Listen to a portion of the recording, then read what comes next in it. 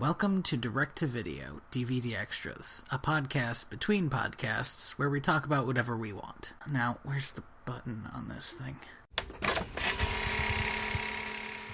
I still want to talk about Moana at some point, but I don't know if you've watched it yet. I haven't. I'm going to put it off until I move. I'm probably going to take one of my nieces or, my little cousin. That's like having a ticket in. Hey, I'm going to see a kid's movie. Here's a kid. I brought my one. See, my mom took me, so I was the kid. I mean, yes, I'm a 21-year-old man, but... But? No, I don't have anything. Okay, but fuck it. I really wanted to see the movie. It was my idea, too. She didn't want to go watch it. It looks really good. I only hear good things about it. It is fantastic. To me, it's that movie and Moana and Zootopia coming out in this one year alone is, to me, the signal that Disney is at the beginning of another big boom of great movies. I think most of Disney's recent movies have been great, but... Oh, when I say Disney, I mean specific... I should clarify. I mean, Disney animation, specifically Disney animation. Right, I understand, but I also meant that. I mean... Well, but they haven't had that many movies coming out until recently. Yeah, well, I mean... they would have, one a year, or maybe one a year, and then, a crappy one on the next year. Well, the last three big ones that they had... Dinosaur, or Cars, or Planes... Yeah, so the last big ones that Disney Animated Studios had put out were Frozen, which I particularly didn't like. That's so weird to me, but okay. Tangled, which I enjoyed. Mm-hmm. Wreck-It Ralph, which has its flaws but is fun. Wreck-It Ralph's a fun movie, yeah. And I feel like I'm missing one, but these three... The Princess and the Frog? No, that was a long time ago. Was it? Yeah, that was a long time ago. I know before... They've also done Chicken Little, which isn't worth talking about. Now, here's the thing about Chicken Little. I did not hate that movie. It's not worth talking about, Tony. So I don't think it's complete... Well, I'll say this, because I said it during Lion King 1.5. It's one of the only Disney movies that really gets into, a father-son relationship. There's also very little mother-daughter relationship in Disney movies. Usually you have dead parents. I mean, you get some pretty good mother-daughter relationship in Zootopia. Well, you get good parent relationship in Zootopia. You do get good parent relationship in Zootopia. That's true. So, but the thing about it is Wreck-It Ralph, Tangled, and Frozen, which are all critically acclaimed movies. Mm-hmm. To me, were passable at worst and good at best. Man, you're really trying to build up Moana for me. I'm gonna go to Moana thinking it's gonna be the greatest movie ever, and if it's not the greatest movie ever, I'm gonna come out real sad. Well, it's not that it's great. It's just that Moana and Zootopia are both they are solid works of film. They need not and want not. There's nothing... I don't come away from the film feeling like something is missing. Which I felt like Frozen was missing a good story, and I felt like Tangled was missing good songs, and I felt like Wreck-It Ralph was missing a lot, but I can't quite place what, because I haven't seen that movie since it came out. Okay, wait. I'm going to ignore the Frozen thing, because if I don't ignore the Frozen thing, we're just going to be at each other's throats again. And here's the thing that I hadn't realized... When you fight with somebody in a podcast about something that you care about but that doesn't actually matter that much, you have to listen to it again. So are you afraid? Are you afraid that you might find out the truth, Tony? Frozen's a good movie, Andy. Every time you say that, you go a little more hesitant. Okay, you're a fucking idiot. More importantly, you don't think Tangled has good songs? I think Tangled has a good song, but I cannot remember.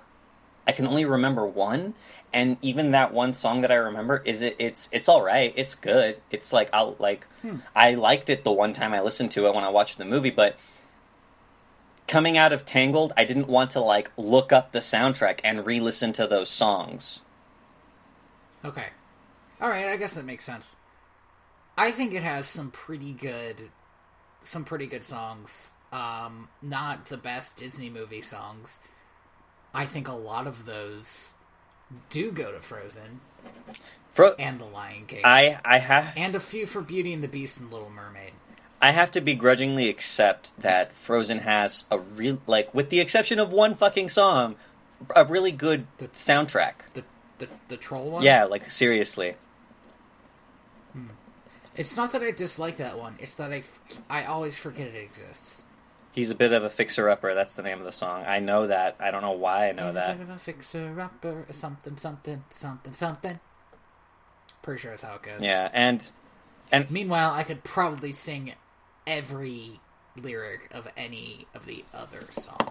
I only remember like maybe most of Let It Go, which I have to. It's a good song.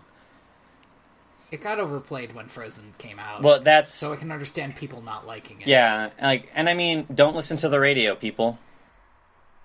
Yeah, that actually fixes a lot of your problems. Do you know how many obnoxious Christmas songs I didn't hear this year? Right? So many. I felt so blessed this year when I didn't hear a single Christmas song until I went to the one, like, other than two moments, and one of them was at a store 2 days before Christmas, which was alright, fine, sure, whatever. And the other one was at a Christmas, like, dinner event, which... What else are you... That kind of sucks, because you can't, like, not listen to those songs then. Yeah. At a Christmas dinner event. I went to the mall with some of my siblings. I needed to get calendars. My siblings just like going to the mall, I guess. Gross. Yeah, it's weird. We have one popular mall here. I don't know how that happened. I thought malls weren't popular anymore. They're not. I went to the mall, and this one is. It's fucking jumping. I don't know how it happened. I honestly thought all malls had died by the end of the 90s. But we went into... There was a lot of Christmas music playing. It was like the 29th. And I hadn't heard any of this Christmas music at all this year, so yeah. I didn't hate it automatically, but it was pretty obnoxious, you know? I don't know if I retweeted it, but there's this amazing tweet that's like, all Christmas music is about, and I don't remember what all of, it was a list of 5 things, but my favorite were the last 2, which were bribing Santa and fucking Santa. Oh, yeah. Well, here's the thing. I remember hearing a Christmas song that was All I Want for Christmas Is You. It was the same basic lyrics, but I think actually different lyrics. Yeah. And it took me a little while to realize that it wasn't just a cover of All I Want for Christmas Is You. It was a different song about exactly the same thing. Christmas music is terrible. I don't think I've heard a single Christmas-themed song that I like. I know that you don't remember that the Killers exist, but they release a Christmas song every year, and I usually like theirs. There's actually one of theirs that I really like, because it doesn't really sound like a Christmas song, except it has got, like, sleigh bells behind it. It's based off of an old poem written by a cowboy, The Cowboy's Christmas Ball, based on a poem written by an actual cowboy about a really good dance he went to this one time. And it's jaunty, and it sounds sort of like a Christmas song and sort of like a cowboy song, and it's kind of great. Yeah. I just remembered that there's a lot of, like, symphonic Christmas music that's really just, like, a bunch of symphonies that we just now kind of associate with Christmas. I like those. Yeah, those aren't but bad. I sometimes listen to 8-bit Christmas songs, and I honestly don't know why I find 8-bit music Christmassy, but I do. I recently got linked to a person who was playing one of the theme songs from a Kirby game on piano, and I didn't realize how layered the melodies in early Nintendo music are. But holy shit, when you hear it on a piano as opposed to just like beeps and boops, they have a lot of counter melodies. So like hats off, like I shouldn't be the person to say this because I'm sure everyone has, but like hats off to Koji Kondo, who's like the guy that Nintendo has to do music for them, or the guy that Nintendo had to do music for them way back in the day. Right. So that's pretty cool. Oh, this is one of those good silences. Sorry, I just when on both recordings there's no line and you're like, did we stop talking for 30 seconds? I think it's one of those things where, because I don't know if you are, but I'm currently browsing the internet right now. Oh, I see, because you're a monster. And I started reading something. Oh no! Oh, you pizza shit. Oh, don't talk about pizza. I have a pizza right behind me that I want to eat once we're done. That's where I was, by the way. That's why I was like, it'll take me 30 minutes to an hour because I just got into the pizza place. I love how you gave me the same estimate that a pizza guy would. And I gave it to you before I ordered the pizza. Once I ordered the pizza, they're like, it should be out. It'll be out in less than 30 minutes. And I was like, all right, yeah. Still, all right. If I want to get home and if I want to eat it when I get home, that'll take me about another 30 minutes. So we'll be good. But then I was like, I don't want to have to I don't want to have to listen to a recording of myself with like bloated I just ate voice. Do you have a bloated I just ate voice? I don't know if I do. I know I do. Huh. Because but if you eat a whole pizza before doing anything, your voice is not going to come out the way you want it to. I have learned in my 20s that pizza is kind of gross. Oh, pizza's fucking disgusting, but I don't want to cook. I don't eat greasy stuff very much because I'm a vegetarian, and pizza's like the one greasy thing I eat, and man, it's kind of gross. Yeah. I'll eat it and then I'll think, well, that was a bad idea. Why did I do that? I always hate it. It doesn't matter how good the pizza place is. I will always regret eating pizza the next day. Yeah. I'll regret it in like 3 hours when I'm sitting and I'm thinking, man, I wish I had fruit. I wish I had just eaten fruit. I've been trying to drink more orange juice recently, and man, orange juice tastes so sweet when your drinking diet consists primarily of water and coffee. I don't actually like orange juice very much. I'm more of a cranberry juice guy. I can't take how bitter cranberry juice is, so I usually mix it with orange juice. I usually do like a 50-50 split, and that's good. It's super healthy. How do you feel about tomatoes? I didn't eat them for a really long time, and I think that the reason was that I wasn't eating fresh ones. I don't hate tomatoes, but I don't see a reason to have them as just tomatoes. I'd rather have them as sauce or maybe ketchup. Okay, so the reason I bring this up is I don't know if you've watched it. I retweeted a video earlier today. I didn't think I saw that. I'm trying to find it because it's a video. Wait, what am I doing? I'm scrolling down my Twitter feed when I can just go to my Twitter homepage and see it because it's the last thing I retweeted. Because I'm a moron, and I know how Twitter works. Here it is. It's a video essay on how it's called "Tomatoes or How Not to Define Art." And it's one of those videos where I watched it and it was able to verbally describe what I normally have trouble describing because it's kind of a gut instinct. And and basically what he did is he was able to kind of explain why I really fucking hate it whenever somebody says this A is not B. like, this is not a game, or this is not art, or this is not blah.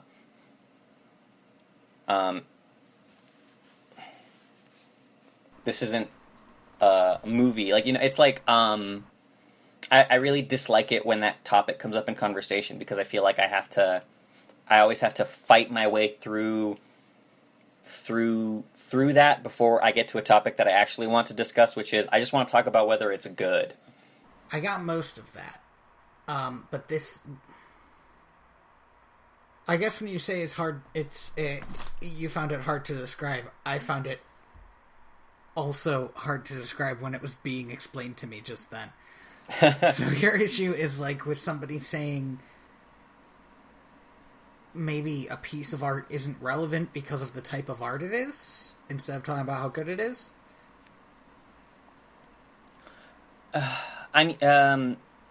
No. It sounds like no. Don't be afraid to say no. You completely missed the point. Well, I mean, you didn't miss it. You're really close. I just could you, because you're approaching this rationally. Oh, sure.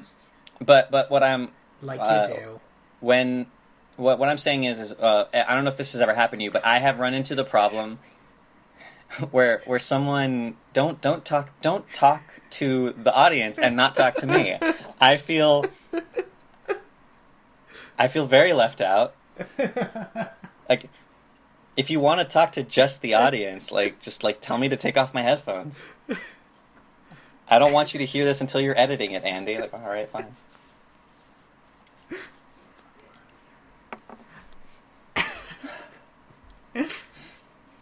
I'm sorry. I loved your reaction to that. That was honestly beautiful. I feel beautiful. Can you please explain this again in a way that means that I could take part in this conversation while understanding what is going on? So, has anyone ever told you something along the lines of, this thing is not art? Sure. Okay. Have you ever? I think that myself and then have to correct myself. Usually about stuff that I've done, because I feel like, you're your own worst enemy. You'll always be saying, oh, this is just some stupid thing I did. It's not art. But literally every stupid thing you do can be art. Yes, okay. So the video dives into that. Mm-hmm. That every stupid thing that you do can be art, and it's not something that's up for debate. And I've always anyway, it's a really cool video, but the way he gets to the point is talking about tomatoes. Let me come at it from a different angle and see if I can sort of understand what you're saying here. In kind of a different way. Yeah. There was a comic book artist. Yes. That was way too broad. There's a famous picture, sort of like a modern art thing. Okay. Probably a modern art thing. That's a single panel of a comic book, just framed, blown up and framed. And this is some big talk about whatever it's supposed to symbolize, whatever you're supposed to think about when you see it.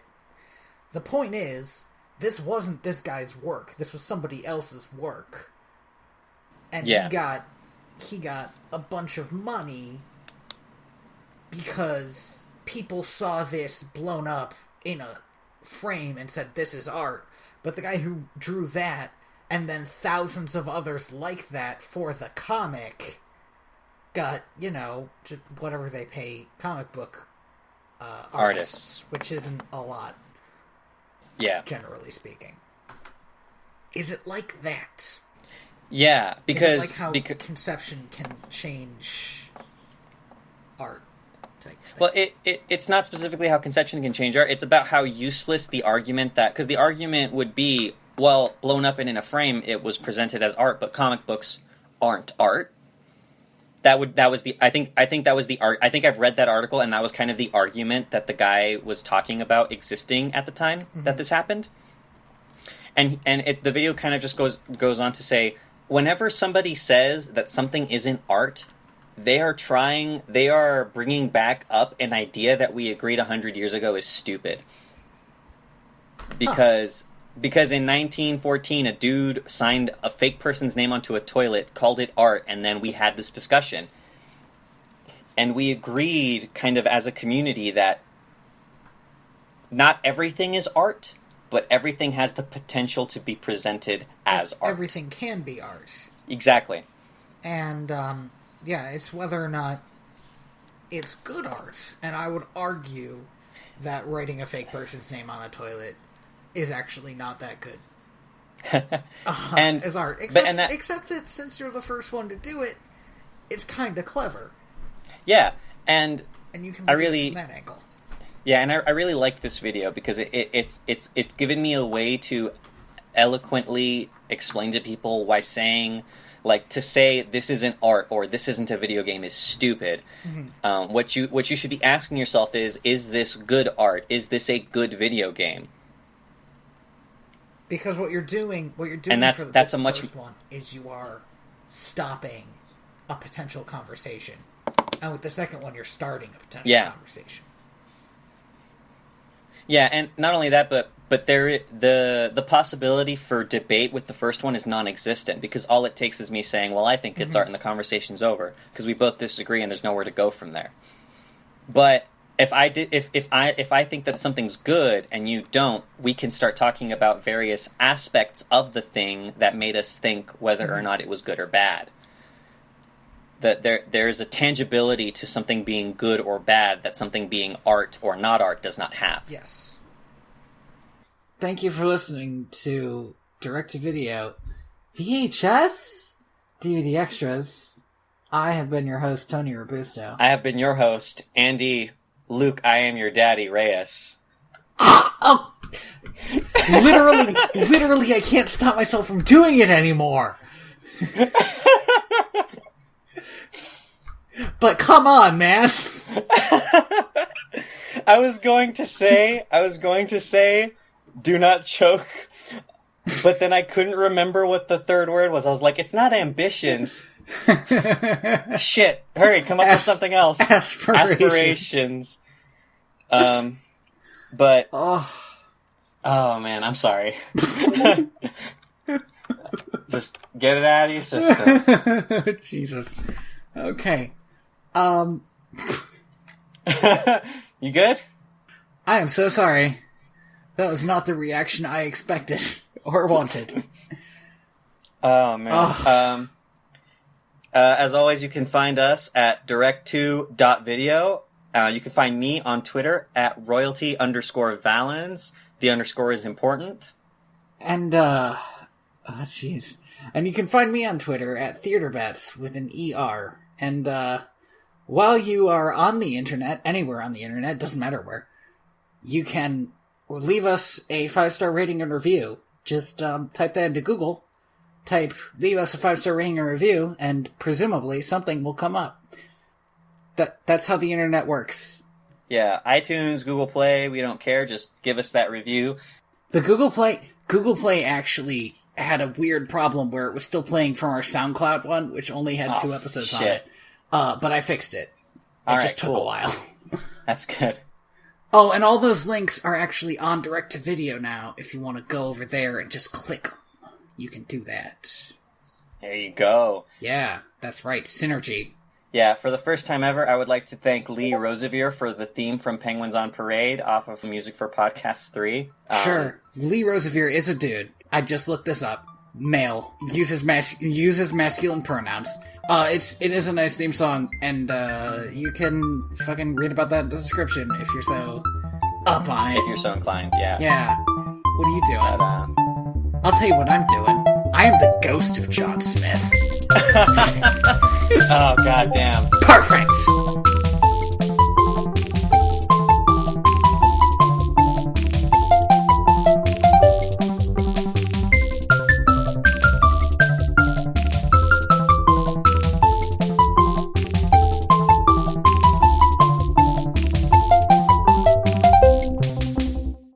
I know who the killers are. We talked about them once before, and you said, "Oh, I forgot that the killers exist." Well, I mean, yeah, because, like... This was me making reference to that. Oh, okay. I was like, I know who that... I was sitting here like, I was thinking, like, are there other killers? No. This is the same killers. Okay. This is those killers.